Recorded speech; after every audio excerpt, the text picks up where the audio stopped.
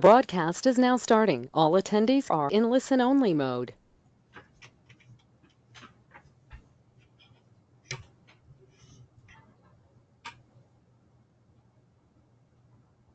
Hello, everybody. Can you hear us? This is Mike Ielmini with U.S. Forest Service. I'm going to turn over to Randy. Hold on, Mike. Yeah, I was on mute, unfortunately. Well, good afternoon, everybody in the Eastern Time Zone, and good morning to those that are in the Central and Mountain and Pacific Time Zone. We want to thank you for joining this webinar today from the National Wilderness Stewardship Alliance. We appreciate your attendance. Today, we are pleased to be able to have our rescheduled WildSpotter webinar brought to you through the auspices of Mike Ielmini from the Washington office of the Forest Service and Chuck Bargeron of the University of Georgia. Before we let them turn it over to them, just want to remind everybody that this is a series of webinars that the National Wilderness Stewardship Alliance promotes to provide for the wilderness stewardship community, to bring topics of interest, subjects, problems, solutions that would be helpful to you, a series that we are calling Wilderness Challenges. And we all know that the spread of invasive species is one of the most pervasive and deadly challenges that the wilderness of today faces. As climate changes and as species move, as more people enter into wilderness areas, we are seeing the outcrop, the cropping up of new invasive species in all of our wilderness areas, not just plants, but animals and other sorts of invasives, insects, disease. So trying to find ways to combat those vectors, those invasive species, is an important task for wilderness managers. And so we're very pleased today to have Mike Ielmini from the Washington office of the Forest Service. He is the National Invasive Species Manager. He's been in the Washington office for the last 17 years.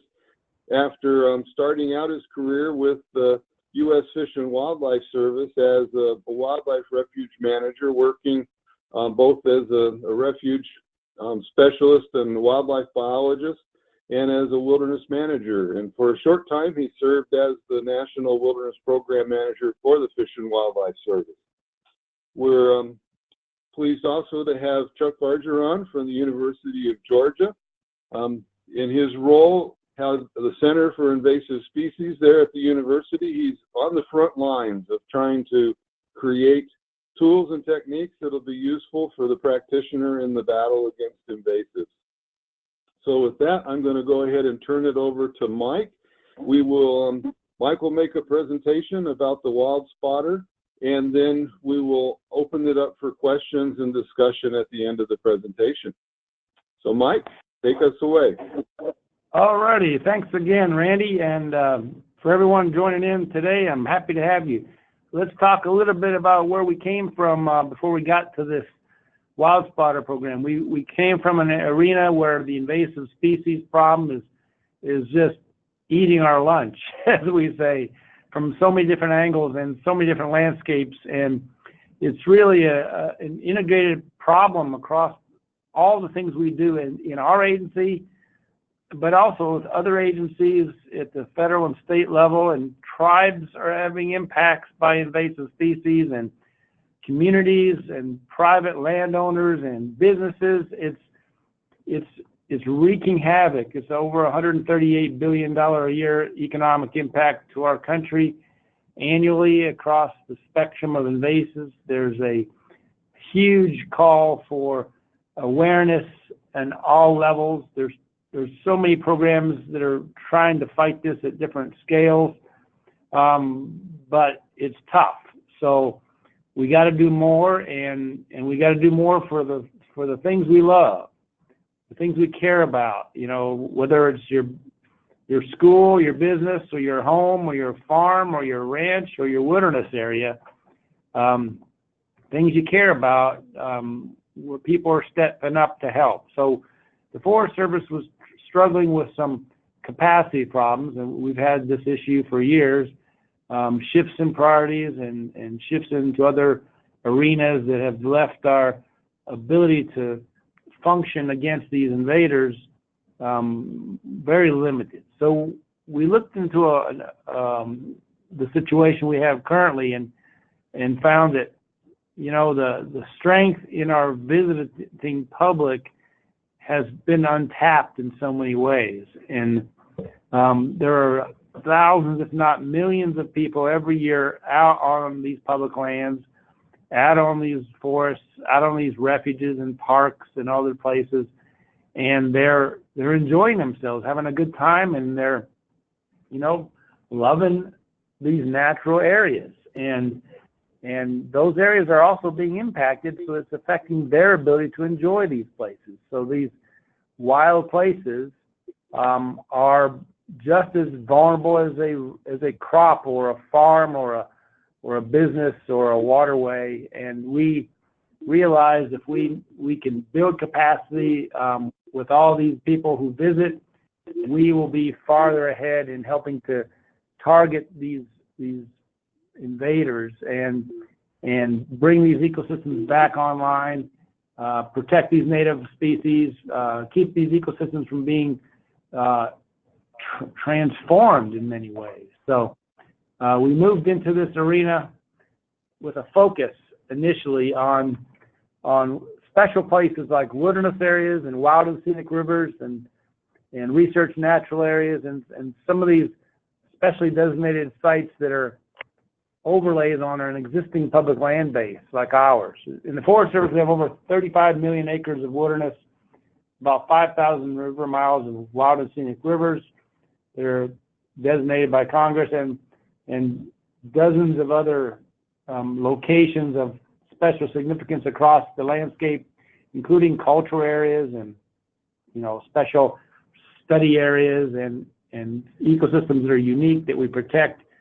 And these are also at risk from invasives. So we're part of a larger national wilderness preservation system. Many of you know all this already, so I don't want to waste my time trying to teach you things you already know, because you could teach me a lot about this. But it's a big system in the federal sector, and we really want to keep it intact.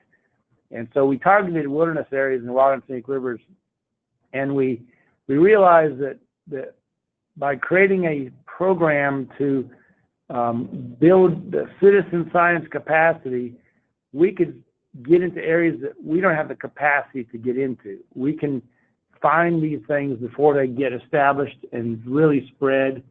These early infestations, these small infestations, whether they be plant or animal or insect or disease or whatever it happens to be, the longer you wait to deal with them, the harder it is to deal with them, and of course the more cost it is and the greater impact and the less likelihood of success. So we took this on as a real big challenge.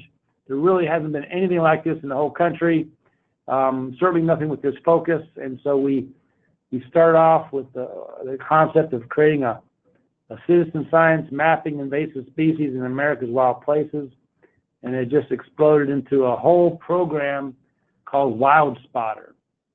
So we are here, WildSpotter. It's got a brand logo. It's got a unique identity. When you see this all over the country, it's the same program. And we quickly realized that it wasn't going to be just for wilderness areas on national forests. It turns out it's not going to be just for the Forest Service. It turns out that so many other places need to do the same thing. They didn't have capacity. So mapping invasives in America's wild places has really blossomed into a, you know, coast to coast, corner to corner, north to south, east and west program.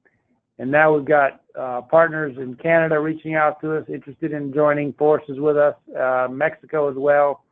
We've even had contact from people overseas like India thinking, hey, can we do this? Can we have WildSpotter mapping invasives in India's wild places or Mexico's wild places? So, you know, it's really something we could all chip in and find a place to sit on this one. There's no chairs going to be missing when the music stops. So you'll be part of this anywhere you go once it really grows. So right now, we're talking about the U.S.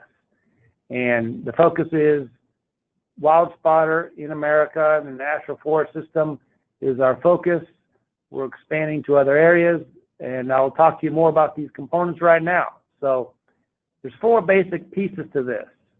Start off with, there's a national website, and that's where you want to work these days, as the technology is available and people have access to things on the internet. And so we put a lot of the material that normally would have been in paper form, creating trash and litter and so on, into an electronic form wherever we can, and reach out to a much broader audience, and materials about WildSpotter, information about WildSpotter, and all kinds of other pieces of the WildSpotter program are based in the website online. Very simple to get to, www.wildspotter.org. Can't miss it. And if you're out there on your internet now while we're talking, feel free to Google it and give it a shot. And you'll notice on this slide I'm showing you, there's 5 circles of color and a little image inside.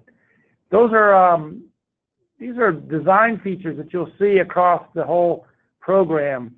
Help you quickly orient to where you want to go, what you want to do, how it functions. They're also tied into the apps that we'll show you later. So let's start with this. National website, protocols, inventory, mapping information, and each of these wild places will have a customized site built with it. So there's a picture here that you see on the top right of part of a wilderness area in the Monongahela National Forest in West Virginia.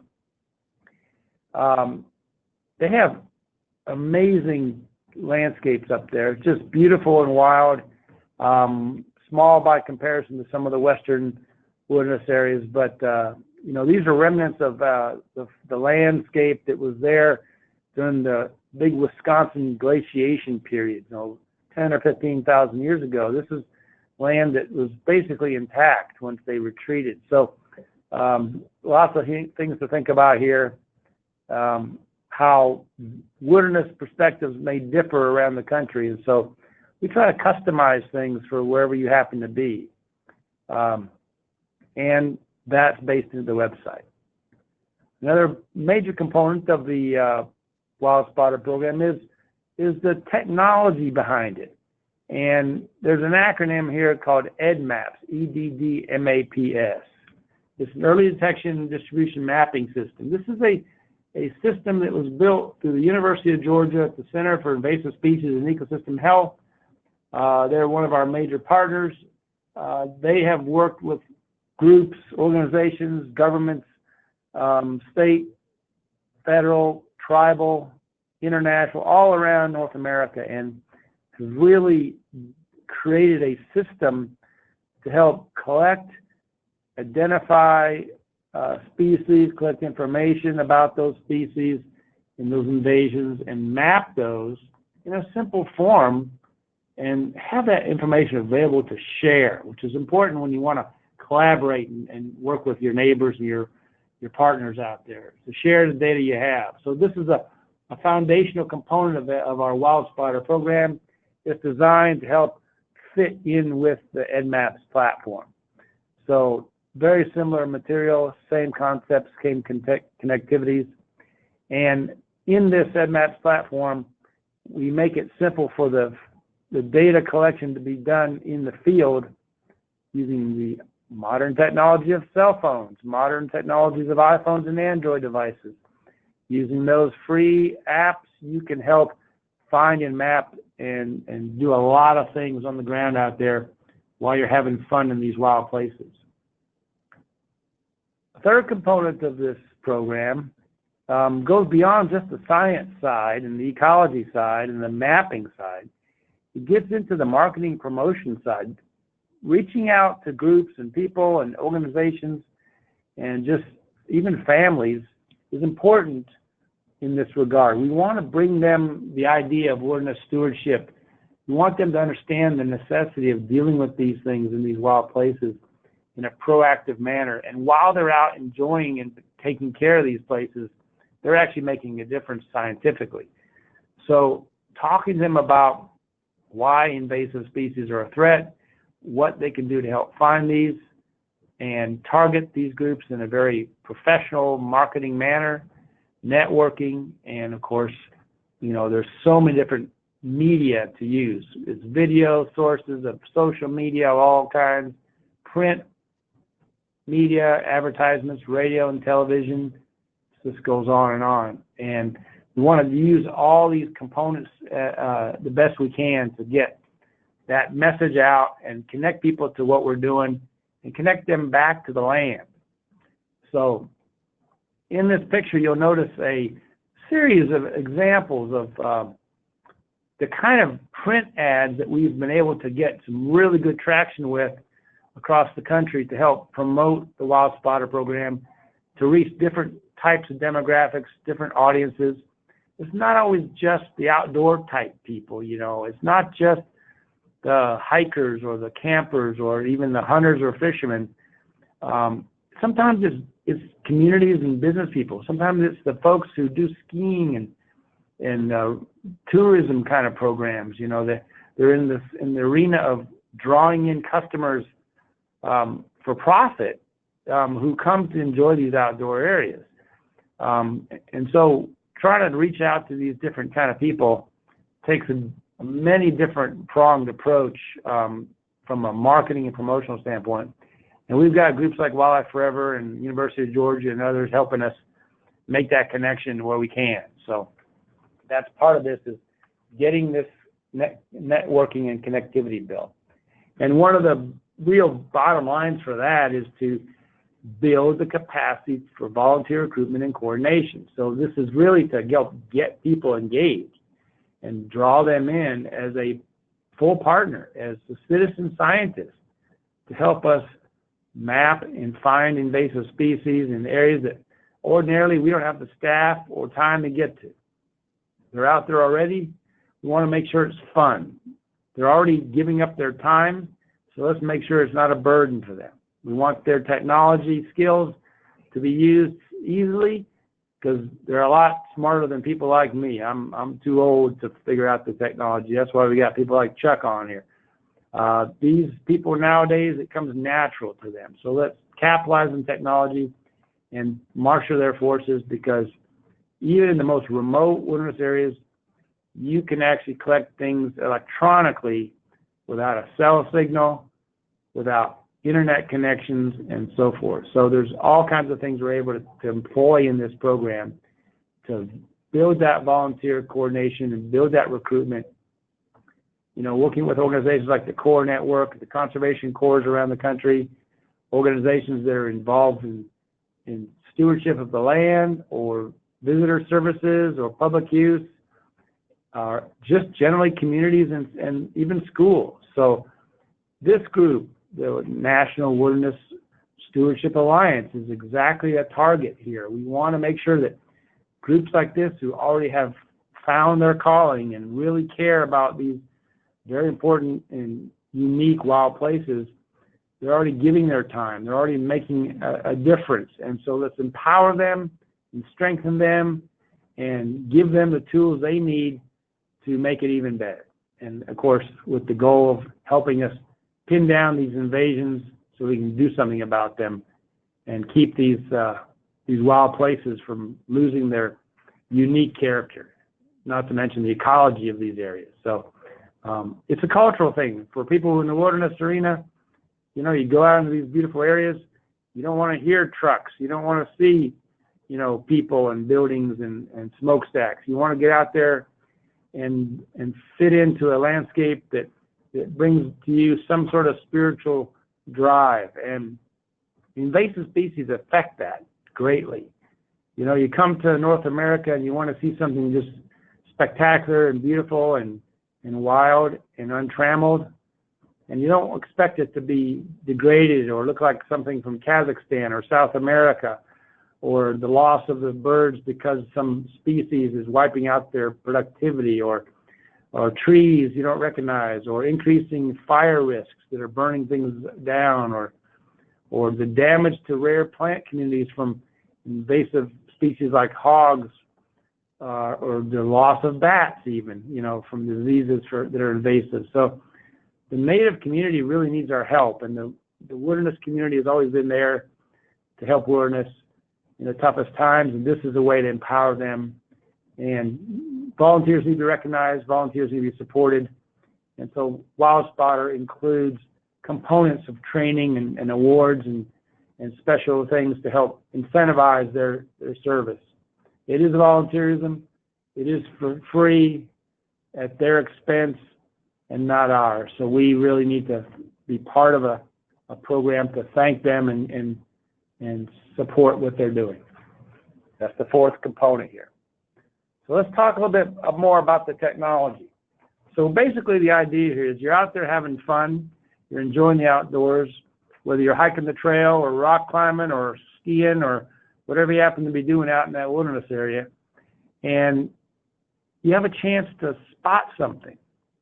You have a chance to take some information down in a very, very simplistic manner so it doesn't delay your trip, so it doesn't burden you, it doesn't cause you to have to carry a big clipboard full of paper or worry about something getting lost or broken. You simply can do this in a matter of seconds and move on. And it's really at your own pace. So we don't pressure anybody with this. It's at their own pace. If they're sitting around the campfire and they remembered, oh yeah, I saw this new patch of weeds or something on the trail about a mile back, you can still map that right there at the campfire while you're sitting there eating dinner hours later. And you can go and do it immediately while you're on the trail too. You can do the same thing by stopping and taking a snapshot. Hey, I'm not sure if this is the right thing. I think I see something exotic. Here's a picture, and you upload it with the app. It will reload and resend all that material when you get back into cell coverage range, so you don't have to worry about it until you get back home. But all that data is collected for you pretty simply, and then you go on with your business and enjoy your outdoor experience. So that's the idea here. These apps are free. There's no charge. You can use them. You can download them as many times as you want, and there are all kinds of upgrades that are continually happening with these. So we add new wild places. We have new functionality, and all that's available to you, again, for free. It'll work on iPhones or iPads or Android devices. You go to your Google Play Store or your App Store at Apple and just go for it. You can do it right now while we're talking. And as more upgrades happen, you'll get notices and you can upgrade the system to get the next hot stuff coming off WildSpotter. Inside this, again, it's a pretty simple system. You swipe through introductory slides, you get to pick your wild place, and actually you're going to have an opportunity here pretty soon to add a new wild place on your own, and then further details come later through the national website. In the app, on your iPhone or your, in case, Android, very simplistic drop-down menus, very easy to move through. You notice those icons I was telling you earlier, those colorful images, those are in here. You'll see those. So every time you see that image, you'll be able to go to the right spot. You'll know what you're looking for. If you want to map something, if you want to learn more about the invasive species or more about the wild place, if you need help with the species ID, it's all in there as well. So the app is pretty powerful. Once you get in, you have to sign in. We want a little bit of information about you. This is not the kind of thing where you end up having someone sell your contact information to a clearinghouse for new magazines or hiking equipment or something, and you end up getting junk mail. This is simply for us to help acknowledge and thank you for the service you provided and keep track of this. We want people to know that what they did mattered. So it's not a lot of information. There's not a lot of personal stuff here. Basic, simple contact. And you can decide what that is. The reason is what we find in volunteerism is that if you don't thank the volunteer for what they've done, they kind of get tired of helping you. And if they don't know that what they did mattered, there's no feedback loop, sometimes there's a question whether they should even come back and help you again later. So we wanted that tends to be the basics, so we have that tied into here. And then, of course, you can move around in this. You can go to different wild places. So if you visit one location 1 month and the next week you go to someplace else, you know, you can change it anytime you want. All that stuff gets set up in a queue, and unless you're in self-coverage area, it'll sit there safe and sound until you get back to the big city, for example. Okay, we talked a little bit about the account sign-in. Again, very simple. You tell us what you want, how we connect with you, and we keep it all private and secret inside this system until we need to connect with you or you need to connect with us. And I'll show you later about the connection back through the email account for WildSpotter. Species ID is important because we're not all expert invasive species specialists. You see, I'm talking a lot about plants here, but this is really for all taxa. We can do this for lots of different species. So, you know, you can talk about invasive pigs or invasive mussels or invasive plants or, you know, things that kill trees, invasive insects or something. There's all kinds of different invaders out there, and we need your help to find them. One of the things we're moving pretty fast on is having the ability to preload some information for the specific wild place you're in. So if you're going to, let's say, the Bob Marshall Wilderness in Montana, the National Forest that manages that has already provided us with information about that wild place, information about the species they're targeting that they need help finding, and those would be already built into the system, so you don't have to go digging around looking for something. So if you're looking for Dalmatian towflax, you can click right on it because we know in that wild place they're looking for Dalmatian towflax, and it's right there. All you need to know about Dalmatian towflax is handy and ready to roll. For things that are new, that aren't built into this already, there's also a way to connect back to get that information online later on. But to simplify that, there's a photographic capacity that allows you to snap a picture, take a photo of what you saw, and later on that can help you validate and help us verify that the record is a good record, and it will go upload into the system. If you remember, I talked to you earlier about sharing information. That's one of the big positive things about EdMaps is they really have the ability to network this and share information. One thing you don't want to do is share bad information. So we want to be able to provide information upwardly and connect it to other groups only when it's the right information and when it's been validated. And that's all handled on our end. So don't feel bad if you make a mistake. If you take a picture of a native species and you think you got an invader and you keep all the records in here on it, it's very simple. It only takes you a few seconds to upload a data set for a population you find. After that point, we take care of the rest. If it's not going to work, we'll let you know. If it turned out to be a native or something that wasn't invasive, we'll let you know, and it'll be not uploaded into the system. So we don't want to have a lot of duplications and mistakes in the system because, again, we're dealing with the public who, on average, may not be savvy to some of this stuff, but they're trying to help anyway. So we want to validate their support. We want to give them some credibility by beefing up their capacity to see and understand and identify.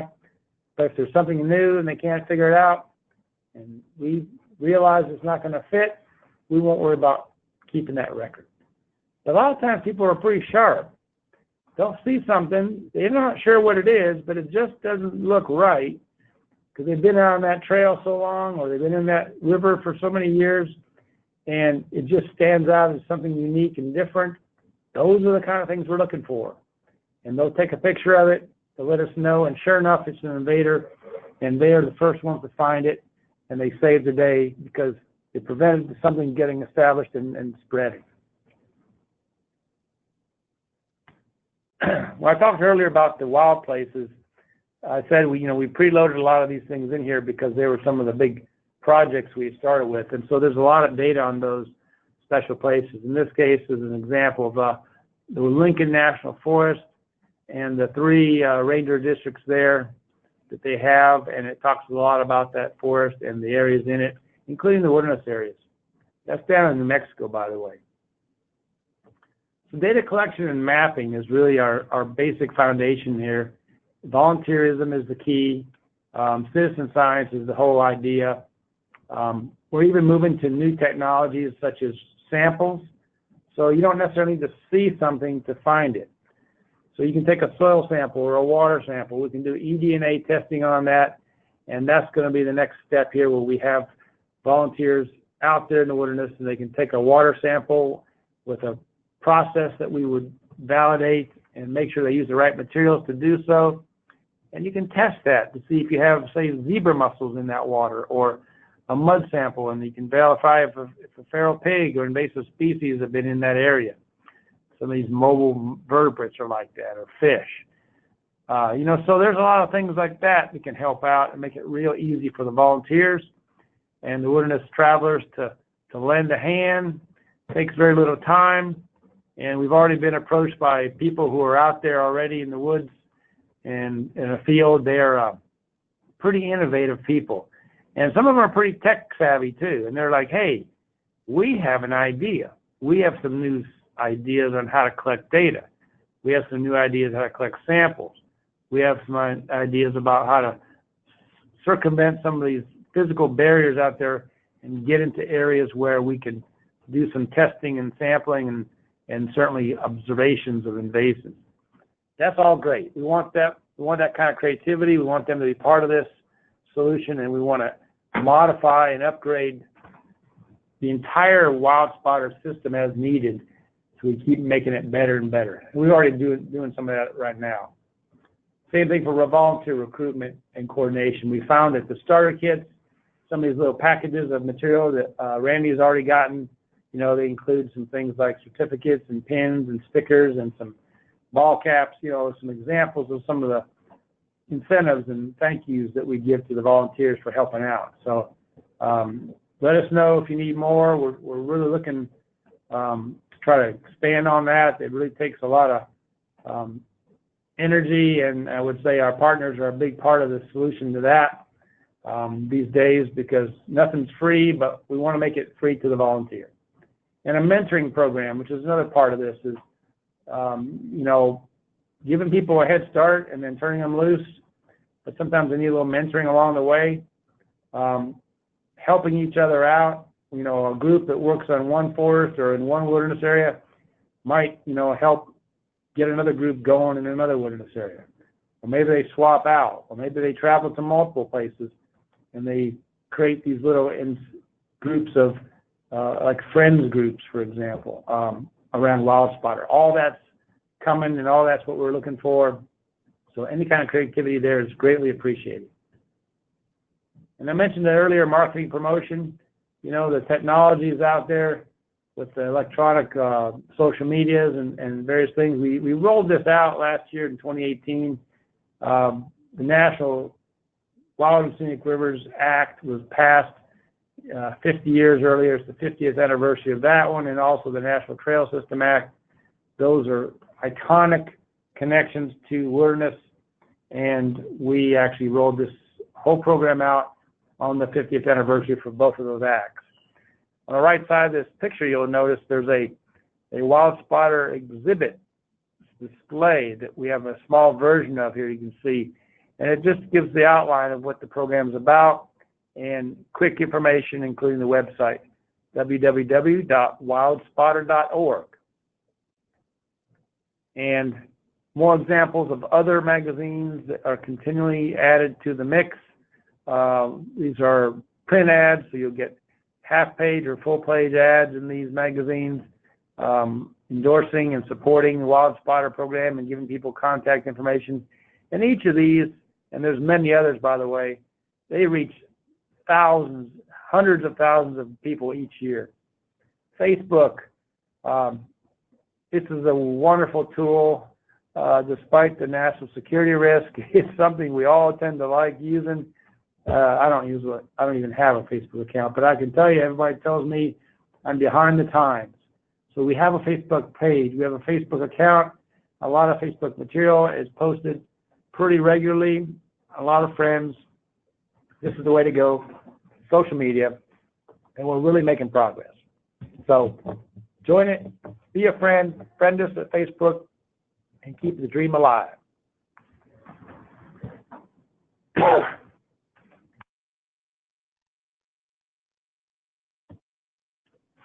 You'll notice here on this slide, you'll see some pictures of some of the printing items that we've done, and things like lapel pins, posters, brochures, stickers, rack cards. For those of you who go to hotels, you'll see the little lobby rack. It has all kinds of information in there for local areas.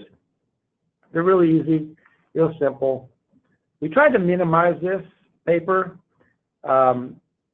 It is good information sharing methodology, but we didn't do a lot of this, mostly because of waste. We want to save money and also keep people from reading something and then throwing it in the trash or throwing it on the ground. But it's still important, and it's a lot of good information, and we still use these. So those are available to you if you need them. If you have to go to a conference or a meeting and you want to pass some information out, these are really quick, easy ways. The posters are great too. There's lots of versions of this, and in this case, the picture you see, they're laminated with a heavy laminate.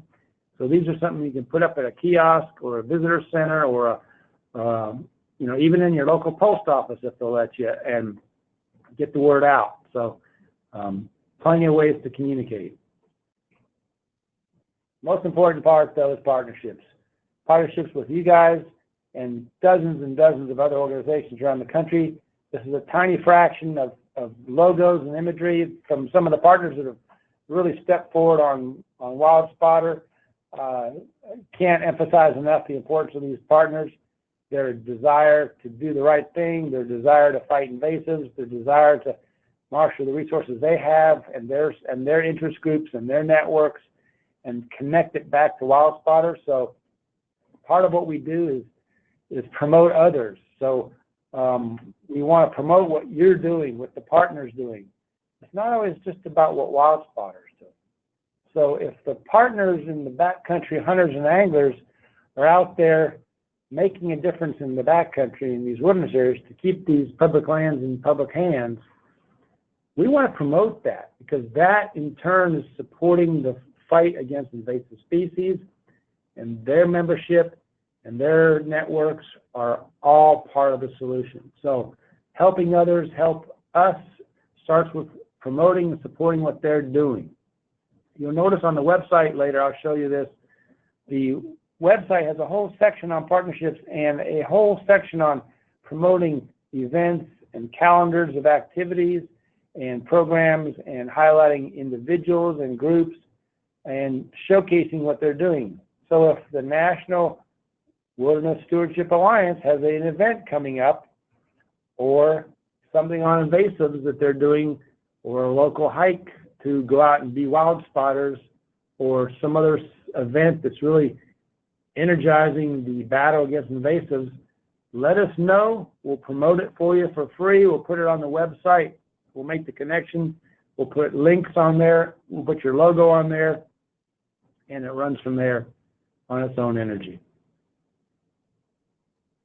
And there's some big national program partners that we're tied into as well that are tied strictly to the invasive battle.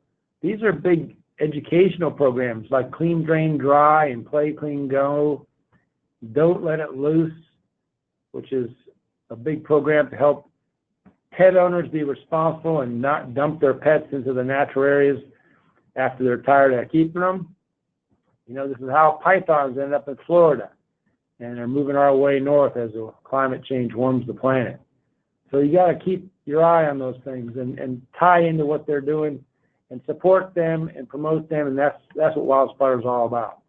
Burn it where you buy it. The whole campaign on firewood, not moving these pest-ridden woody materials, whether they be logs or sticks or other kind of things like mulch. If you move those things to a new area, you're just spreading the problem.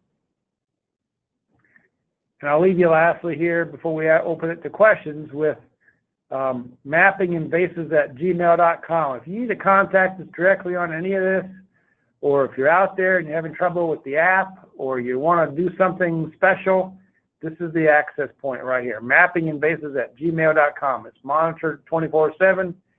We have people working on this at the University of Georgia full time, and it will connect back to anything we're doing in WildSpotter, and we can get you some answers and the support you need. So with that, I'll open it to questions and turn it back over to Randy. Okay.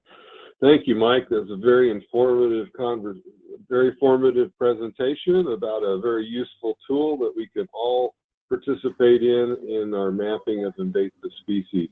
But yes, there are a number of questions that have already come in.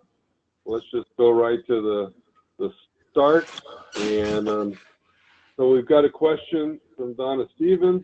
Can we use WildSpotter if our national forest isn't one of the pilot forests? Yes, you can. The applications on the Android and the Apple apps will work pretty much anywhere on the planet. Technology will allow that to happen because your cell phone has that ability to georeference itself. So that's the only real technology problem. That's been overcome, and the same thing for the location that you do it on. So if you want to go out in the wilderness area or anywhere else on that national forest, and they're not part of the original pilot set that there's a lot of material built for, that's okay. You won't. The only difference is you're not going to have access to some of the special material that those wild places had built for them. So it'll be a little bit more streamlined, maybe a little bit more Spartan there. But the connections to ID information, the connection to the system itself, the queue, all that still is really functional. And actually, while we're answering questions, Randy, I'm going to turn it over to Chuck so we can get the website up so people can see the website, and we'll talk about that as we go. Okay. Again, if you do have questions about the presentation or about any information about WildSpotter, please just type that question into the question function on the GoToWebinar dashboard, and we'll respond to them as we get there. I'm also joined today by Dave Cantrell, the NWSA Programs Committee Chair. And Dave, do you want to queue up the next question? Absolutely. Zach Bumgarner asks, as a Forest Service partner organization collecting GIS data, is there a way for us to see data entered by our volunteers and add that to our system? Yes, there is, and let Chuck answer some of the technology behind that. Yeah, so all the data that is going into WildSpotter is available through the EdMaps platform once it's been reviewed and verified that the locations are correct. And so yes, that all of that information would be available to download through the EdMaps website, and if your group was doing this, and then we'd be glad to work with you to make sure you could have access to everything you needed. All right. So Mike, next question. How were the original wild places selected, and what's the possibility for adding additional wild places like where I volunteer in northern Colorado? So here's the history behind it. The first step was to kick this off with our forests and our regions to see if we had any willing, what we called pilot forests, to be part of this. And we were starting small. We didn't want to run into this without working out the kinks. This is a complicated effort, and these areas are different and unique themselves. So if you notice, there were 12 or 14, I think we had in the first round. And we went out through the regional offices, and they reached out to the forest and said, who would like to start to be part of this? And they jumped at it, and we kept it sort of minimized. The next year, we did the same thing. We sent out there. We got another list. I think we have 9 or 12 there as well. They want to join on. We have over 150 of these to do in the future. So we're moving slow. And I say at the same time, we're moving fast because the system will work anywhere. And the way this is functioning is really, everything's already covered. But if you go back to the special wild place information there, Chuck, what you'll notice is when we have a new wild place added, there's a lot of background built for this. So you'll have the information about the forest, there'll be maps tied into this. Chuck's working on a whole new system to add in all the different layers of trails and campsites and trail crossings and river crossings and all that sort of thing, and more details on each wilderness area. So, and of course, a special species list with all the ID material that forest wanted for that wilderness area. So that's a lot of work. That's a lot of construction to be done for special wild places to be added. So that's where our cost comes in. I'll be frank with you, those take time and money and technical programming and a lot of research. And so we took that first set of forests and we built those, and we continue to add to that. And the second set of forests, we're still kind of working on those, and we keep adding more and more. And if you want to add a new forest outside the scope of the Forest Service's, I guess, process for adding these, you're welcome to do that. What I'm saying is you can reach out to us and say, yes, we'd like to do something to help out here. We'd like to have our wilderness area added as a special wild place, and we'll work with you and see what we can do. So I would also probably, so you're saying then that the stewardship groups that have an interest in being included in the WildSpotter app should work with their local forest to encourage that forest to submit the information that goes into the app. Correct. So part of the thing here is volunteers are independent and able to do any of this without sanctioning by the forest. You can go out in the wilderness area anytime you want, and you can go out there and click out in your app and collect data anytime you want in that wilderness area. You don't even have to let the National Forest people know you did that, and that's fine. But a closer relationship would be better. So you go out there and say, hey, we're a group of people who like to visit here a lot. We care about this wilderness area. We're watching over it for you.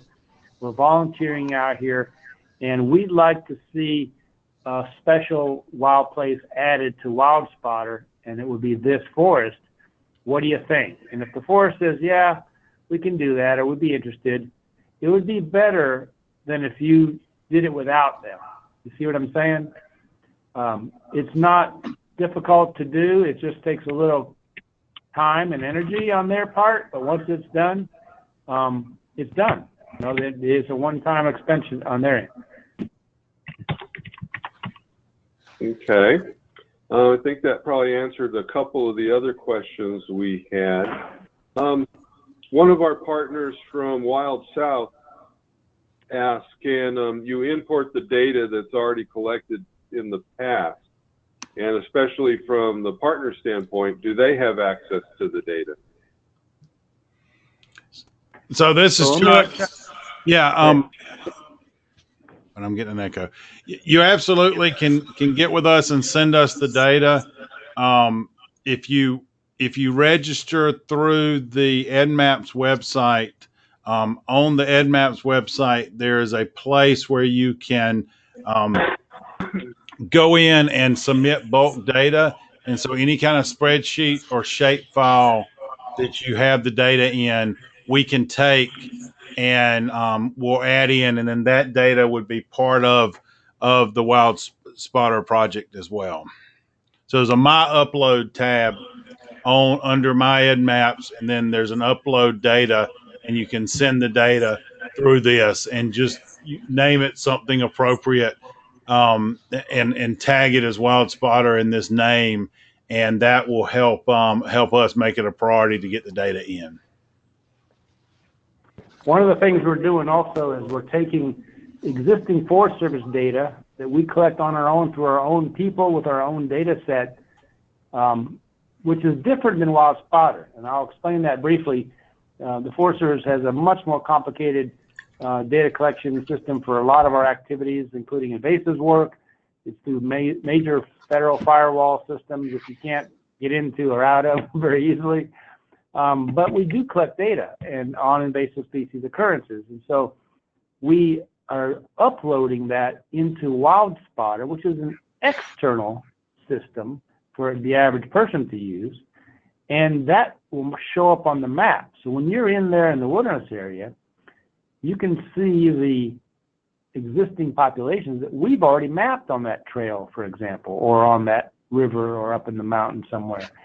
And it helps you limit the duplication, for example. So there's things like that we're trying to do to streamline. Okay. This is, Dave. Yeah, I would like to jump in with something. Randy, as you mentioned, there are half a dozen questions that have to do with how to apply the app when your forest is not yet listed as one of the partner or as one of the partner forests. And I think you've answered that beautifully, unless others have questions. But Phil Huff asks a great question that I think covers part of that. Will there be some rollout from the appropriate national forest to local partner groups? In other words, how do we coordinate our efforts at volunteer recruitment with other efforts? And what I would add to that is any more insights about how to work with our forests for the most coordinated possible effort would seem to me to be very helpful. Yeah, I'll try to answer that. So each of these units are unique and different. At the same time, they're under the same national forest system. So if you're in a local area and you have a local national forest that you haven't gotten to know, the staff there, maybe it's the wilderness coordinator, maybe it's the local range contact, or maybe someone who works in the fisheries or wildlife shop, or maybe it's a person who works in the forest as a firefighter.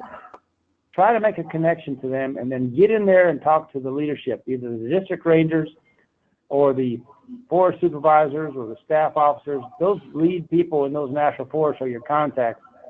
Get in there, set up a meeting with them, go out and have coffee or a beer, whatever makes your day, and get to know them and say, hey, look, here's what we're doing for you. Here's what we want to do for you. Here's what we're doing to help wilderness and the rest of your forest, and turn us loose. We're WildSpotters. It's your program. We want to support it, and tell them that it's necessary for them to do their part to help you be successful. That's what I'm saying. Sometimes they're just busy. And I'll be frank with you. I've had national forests that tell me, don't send me volunteers. We don't have time for volunteers. We don't have the people to coordinate volunteers. And we're worried if you turn a whole bunch of people loose on us, it'll overwhelm our forces. We cannot manage this properly, and we're worried the data is going to be bad. That's almost a quote. So my response to that is, you're right. I get it. I've been in your shoes. I've been out there. I've been a public land manager all over the country. And if you are not comfortable with volunteers helping you, it's difficult to accept what they give you. So you have to start slow. Start by building a relationship. And they don't have the staff. That's part of the reason we need volunteers. And sometimes they think they don't have staff. That means they can't coordinate volunteers. If you could show them that we designed WildSpotter so that the volunteer is fully empowered, it's done in such a simple manner that there won't be any risk or very low risk of any kind of mistakes or accidents or problems from a data collection standpoint, it really lightens their load. It makes it easy for them to accept the fact that you're able to go out there with all the tools of WildSpotter and come back with really good information that they can use. And you remember, you're only looking for three things in data. You're looking for what you found, where you found it, and how much you found. You know, even I can do that. And that's how simple this is. The what you found is the species. The where you found it is told to you by what your phone tells you. All right? Georeference phones will do this for you. And if you want to use a crayon and a topo map, because you're really good at mapping on these wilderness trails, you're happy to do that too. And we can make that work. And the same thing for the how much you found. Chuck's got a system built in here now that makes it real easy to tell you how much you got. You don't have to be an expert. You don't need a tape measure. You don't need to weigh anything. You just need to tell them generally, because it's early detection and rapid response. We just need a general idea. Is it big as a basketball? Is it big as a Volkswagen? Is it big as a school bus? Things like that. So they got ways to make this simpler for the volunteer, which makes them more effective, which makes it easier for them to function without someone holding their hand. And it makes the load on the forest lighten up because they don't have to worry about sending somebody out in the backcountry every time you want to be a WildSpotter. Okay. So, Mike, that brings up a couple of other questions that have been asked. One is, okay, so a volunteer enters data into WildSpotter. How is that data then used? Does it generate reports to the forest? Does it get somehow summarized up and displayed? What's actually the steps of the use of the data once it's entered into the system and uploaded? Yes. Okay. So remember, there's two kinds of data that we're using for management: the data we collect and the data the volunteers help collect. And both of those data sets are merged together to give us a picture of what we have out there on the ground. You can't manage something if you don't know where it is, if you don't know it exists. So the first step here is finding and mapping it. Second step is to validate and voucher it.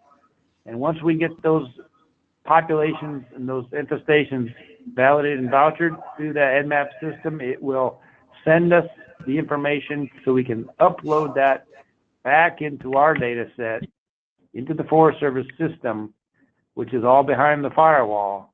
And then that allows us to set those priorities based on those invasions. You remember, it's all geospatially oriented. Everything we put in there has got a polygon and a location, so we know exactly where it is. And that helps us look at a map and tell ourselves where the problems are, where we should put the frontline defenses in, where we should do prevention, where we should do early detection and rapid response, and where control and containment happens. So ultimately, the idea here is we need to stop and remove these exotic species before they get established. That's difficult work, but if you can't find them, there's no chance that you can do it at all.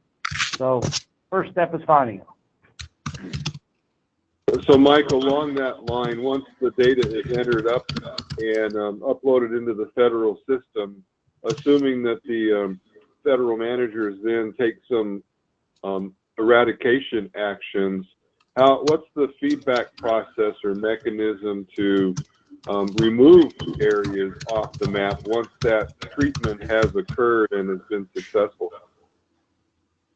Yeah, exactly why we have that contact information here built into the system. So we want to keep connected to the volunteer. So I'll start with the first part of this is giving us a little tough love is not always bad. So if you know that you found it, and we let you know that we received your information, and we let you know that we're moving towards doing something about it, it helps you follow up with us and say, are you taking care of that wilderness like you promised? Are you meeting your wilderness stewardship requirements? Because we have standards and direction on policy for managing invasives in wilderness area, and we are actually, our performance is accounted for to make sure we're meeting the minimum standards and requirements on our stewardship responsibility for those wilderness areas. Same thing goes for other parts of the forest that are not wilderness areas. So there's a feedback loop right there built in that's actually formalized in our system. So we can tell people that, you know, you're falling short of your wilderness stewardship responsibilities because you have not followed through on the requirements within the agency, beginning with dealing with the known invasions that you found in those wilderness areas. The public can help us. So the feedback from the public is, if you're out there and you're also aware of those invasions, you can come knocking on the forest supervisor's door and say, hey, let's go have another cup of coffee or drink a beer and let's talk about what we just spent time to do for you and what you're planning on doing about it. All right, Dave, do you have any other questions? There was one question that came in very late, and I don't know if you have time for it. I think we need to be wrapping up here. The volunteer manager for the Rio Grande National Forest asks, we're doing invasive data collection through iNaturalist. can you possibly import data from iNaturalist into WildSpotter? So yes, we have already imported a fair amount of the invasive species data from iNaturalist that is at the research grade level, and that easily flows into the EDMAP system on a routine basis. And if we can, I'll be glad to work with you. And if you've got some data that's not research grade through iNaturalist, then figure out the best way to make that data available through EDMAPs and through WildSpotter. Great. And a question which goes in the other direction. If someone records data from a given area, and there's a friends group there already collecting independent data, how can they obtain that and get it incorporated into their data set? So I think Go ahead. No, I was going to say that goes back a little bit to being able to download the data and pull the data from EDMAP's, the background system that runs this. One of the things, and I should have mentioned this when I was talking about iNaturalist, one of the things that we're trying to do with WildSpotter is with iNaturalist, you can record data with the GIS app you're talking about. You can record data. We're trying to include the educational component into WildSpotter that's not part of those other platforms. And so when you pull up a wild place in WildSpotter, you can view information and pictures about the species that you're looking for, and as well as some general information about the area. And we're going to continue to improve that with some maps and with pulling in the existing data to really make it an interactive platform. And be welcome to work with y'all on ways that, things you like about iNaturalist, things that you like about the app you're using for GIS, and help him continue to build and improve WildSpotter. But we really think that educational component to WildSpotter is what can help set it apart from other programs such as iNaturalist. Yeah, there's really, from Forest Service data set, we basically have, from a volunteer citizen science standpoint, the only one that's focused on invasives is WildSpotter. And that's the externally driven kind of thing. The other ones are inside the agency within the Forest Service firewall. All right. Well, Mike and Chuck, we want to thank you so much for bringing us the information about WildSpotter to our Wilderness Stewardship community audience today. We wish you very much success in this effort, and we hope to look for other opportunities to share the WildSpotter message with the wilderness community. So everybody, we're going to close this webinar off for today. I think we got the questions answered that were asked, and look forward to seeing all of you again on our next webinar scheduled for March 12th, where we're going to have a panel of long distance trail organizations talking about how wilderness stewardship groups can work with the long distance trail organizations to better serve wilderness interests. So look forward to seeing you there. That'll be March 12th. 1 o'clock Mountain Time, I think, if I got that right. The information will come out soon. So thanks, everybody. This is Randy Welsh of the National Wilderness Stewardship Alliance saying goodbye.